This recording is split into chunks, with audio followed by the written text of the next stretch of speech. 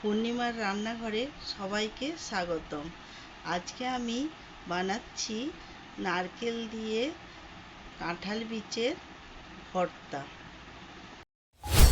কাঁঠাল বীজের ভর্তা বানাতে কাঁঠাল বীজটাকে আমি সিদ্ধ করে রেখেছি। তার সঙ্গে নারকেল, পেঁয়াজ, জিরা, শুকনো লঙ্কা আর রসুন।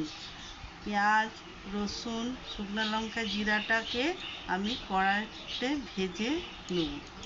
এরপর প্যানের মধ্যে আমি সামান্য একটু তেল দিলাম পেঁয়াজটা, রসুনটা আর জিরে লঙ্কা ভাজার জন্য। এরপর আমি তেলটা গরম হয়ে গেছে, আমি জিরেটা দিয়ে দিলাম। শুকনো লঙ্কা দিলাম।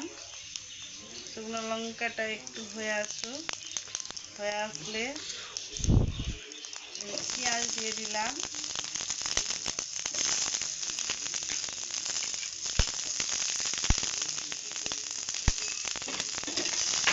দিয়ে একটু নাড়তে থাকবো।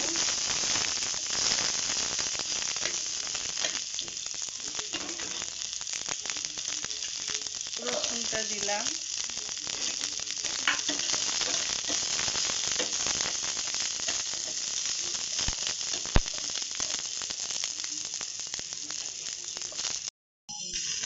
এরপর একটু পেঁয়াজ আর রসুনটা লাল করে একটু ভেজে নেব। এটা আমার ভাজা হয়ে গেছে। এরপর আমি এটাকে শিলের মধ্যে তুলে নেব। শিলের মধ্যে কাঁঠালের বীজগুলা দিলাম, দিয়ে আমি বেটে নিচ্ছি।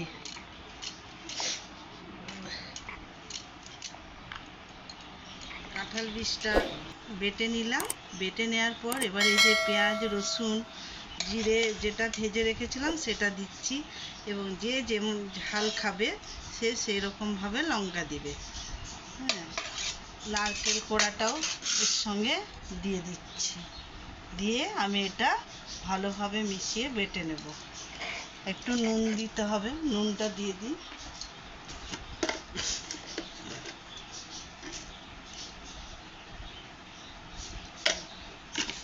এবার আমি বেটে নিচ্ছি। আমার বাটারটা হয়ে গেছে, আমি এবারে তুলে নেব।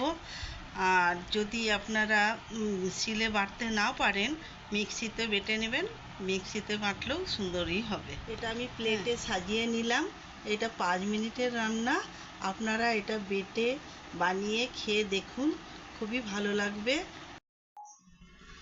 আমার ভর্তাটা যদি আপনাদের ভালো লাগে তাহলে আমাকে লাইক এবং সাবস্ক্রাইব করুন।